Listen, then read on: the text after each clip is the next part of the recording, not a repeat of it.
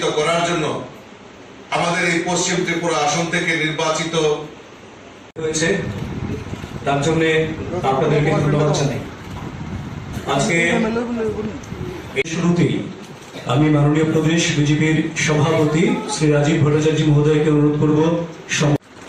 সিদ্ধান্ত নিয়েছে যে আগামী যে লোকসভা নির্বাচন